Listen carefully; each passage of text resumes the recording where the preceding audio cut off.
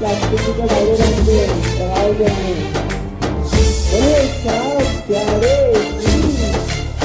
बोले